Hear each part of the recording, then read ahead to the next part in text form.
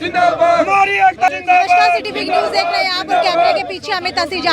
इस वक्त जहां पर मैं मौजूद हूं वहां पर इतने सारे किसान मेरे इर्द गिर्द खड़े हैं और इनके पीछे खड़े होने की वजह मैं आपको बता देती हूं। अभी कुछ ही समय पहले भाजपा कार्यालय के सामने किसान नेता दर्शन पाल का और जो है पंजाब के मुख्यमंत्री कैप्टन अमरिंदर का पुतला फूका गया था। तो आपको बता देती हूँ यहाँ पर जो है किसानों ने भी अपनी रणनीति बना ली है और अब भाजपा के राष्ट्रीय अध्यक्ष जेपी नड्डा का पुतला ये फूकने के लिए जा रहे हैं, वो भी भाजपा कार्यालय के सामने। जान लेते हैं कि आखिरकार पूरा मामला क्या है। दिलबाग जी, मुझे सबसे पहले ये बताइए कि आगे जा करके आपने रणनीति बनाई है कि जेपी नड्डा का पुतला फूका जाने वाला है।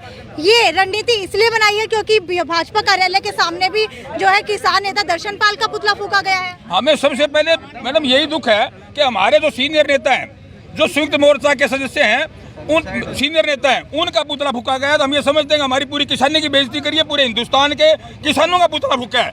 तो हम ये ऐसा नहीं होने देंगे। आज उनके दफ्तर के सामने ही हम जेपी नड्डा और दूसरे जो यहाँ के अध्यक्ष हैं धनखड़ जी, उनका पुतला फूकेंगे, लेकिन अनुशासन में रह के, बिल्कुल कोई कानून हाथ में नहीं लेंगे, आराम से जाएंगे, जाके पुतला फूके अपना विरोध प्रदर्शन करेंगे। वहाँ पर विरोध स्वरूप आपको लाठियों का भी सामना करना पड़ सकता है, क्या उसके लिए आप लोग तैयार हैं? बिल्कुल तैयार हैं, लाठी खाएंगे, छाती में खाएंगे, लेकिन हम कानून हाथ में नहीं लेंगे, न हम हिंसा करेंगे, न हाथ उठाएंगे। और हम कोई जाति नहीं करेंगे किसी प्रकार की, कानून के दायरे में रह करके अपना काम करेंगे और वह पुतला फूकेंगे, हर आदमी फूकेंगे। और गाँव के किसान एक तरफा माहौल हो रहा है, किसी भी गांव में घुसने नहीं देंगे इनको। सुबह बहुत ज्यादा पुलिस बल तैनात था, क्या लगता है कि अब आप लोगों को वहां पर जाने दिया जाएगा? हम जाएंगे वहाँ, हम 100% जाएंगे, हमारे को रोक नहीं सकते, इनकी कोई ताकत नहीं है। आज की डेट में किसानों की ताकत है। हाँ, मोदी द्वारा भी जा सका, ये तो खट्टर साहब है, छोटी चीज से मोदी द्वारा किसान का कोई भी आदमी तंग करेंगे नहीं, बख्शा नहीं जाएगा। अबोहर के अंदर बीजेपी विधायक के साथ जो ये सब किया गया, क्या मानते हैं कि किसान कहीं ना कहीं जो है अब फंसने वाले हैं? किसान क्यों फंसने वाले हैं? किसान क्या गलती करे हैं? ये तो जो देखिए जो पंजाब के अंदर जो घटना घटी है, उससे पूरी बीजेपी को नहीं, मैं ये कहूँगा कि जितने भी हिंदुस्तान के अंदर नेता हैं उनको एक सबक लेना चाहिए, एक सीख लेनी चाहिए कि पूरे देश के अंदर किसान और मजदूर कितना पीड़ित है, परेशान है।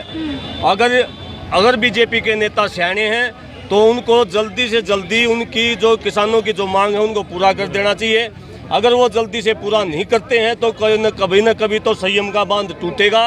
आने वाले समय में ये जो लड़ाई जो है, ये केवल कानूनों की लड़ाई ना रह करके एक आज़ादी की लड़ाई हो जाएगी, एक क्रांति होगी इस देश के अंदर, ये देश बचाने की लड़ाई हो जाएगी। इस प्रकार से तानाशाही हम जो है बिल्कुल भी सहन करने वाले नहीं हैं। लाठी खा के देश आजाद करवा था, ये मारे कोई लाठी बरसों से गोली चलो। जैसे ये हमला हुआ है, क्या लगता है, क्या मानवता के हिसाब से ये सही था? एक विधायक को सरेआम पिटाई करना, गाली पूछना और कपड़े फाड़ देना, क्या सही लगता है? ये ड्रामा करा उन्होंने, ड्रामा करा है, मैं आपको बता दें। देखिए, मानवता के हिसाब से जो है, नैतिकता के हिसाब से किसी के कपड़े नहीं फाड़े जाते, लेकिन मैं ये कहना चाहूँगा कि जिस तरीके से पिछले 125 दिनों से किसान और मजदूर के साथ बीजेपी के नेता बिहेव कर रहे हैं, मैं ये समझता हूँ ये कपड़े पहने हुए भी नंगे हैं और नंगियों के कपड़े उतारने में कोई आपत्ति नहीं होनी चाहिए, क्योंकि इन्होंने सारी मर्यादाएं तोड़ दी। जिस प्रकार से 300 किसान शहीद हो गए, एक बीजेपी का नेता मजाक बना रहा है कि मर्जी से मर रहे हैं, एक भी बीजेपी का नेता एक शब्द तक नहीं बोल रहा। जिस प्रकार से इनका व्यवहार जो है किसानों के प्रति, कभी खालिस्तानी कहते हैं, कभी पाकिस्तानी कहते हैं, जिस प्रकार से देश के नागरिकों के प्रति इनका व्यवहार है, उस व्यवहार से ये लगता है कि ये वास्तव में कपड़े पहने हुए नंगे लोग हैं और नंगियों के कपड़े उतरने में नंगा होगा उस तक ज्यादा। ये बताइए, दर्शन पाल का आज पुतला फूका गया है, भाजपा वाले लोग कह रहे हैं कि दर्शन पाल की अगुवाई के अंदर ही जो किसानों का गिरोह है उसने ये काम किया है, तो कितना मानते हैं कि दर्शन पाल जी ने उनको संदेश दिया था ऐसा? देखिए, किसी प्रकार का कोई संदेश किसी ने नहीं दे रखा। जो पूरी की पूरी जनता जो है अपने अधिकारों के लिए लड़ रही है, किसान मजदूर को एक आदमी को ये पता चल गया यहाँ कौन सा संयुक्त किसान मोर्चा खड़ा है। आज के दिन किसी और गांव में चले जाओ, आप कहीं चले तो जाओ। हरियाणा का विधायक देवेंद्र बबली ने पहले बयान दे दिया था, तब क्या दर्शन पाल था, उन्हें विधानसभा में खड़ा होकर कहा भाई लोग एक अच्छे बढ़वा लो, क्योंकि जो जिनका व्यवहार है, मेरा व्यवहार मैंने पहले पता चल जाए, मेरा गिल पब्लिक किसा व्यवहार करने वाली है।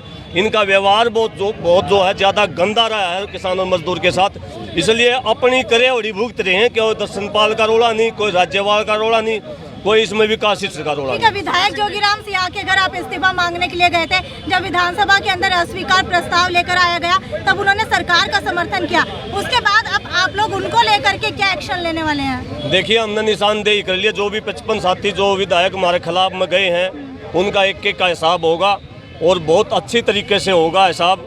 ऐसा हिसाब होगा जिंदगी में लोग जो है नु कहेंगे एमएलए बनते हैं, टिकट ले लेते हैं, अगले चुनाव में एमएलए की टिकट लेनी है। पहले तो ज़्यादा होया कर दे, अगले चुनाव में एमएलए की टिकट लेनी है नहीं पाओगे, क्योंकि इस देश में केवल किसान और मजदूर का देश है। उसने अपने हाथों से इसको बनाया है और इस देश को ऐसे मिटने नहीं देंगे। जब तक कि किसान और मजदूर को बराबरी का अधिकार नहीं मिल जाता तब तक हम लड़ाई लड़ते रहेंगे। भाई मिन्नू है समिति से जो है इनसे बात करें।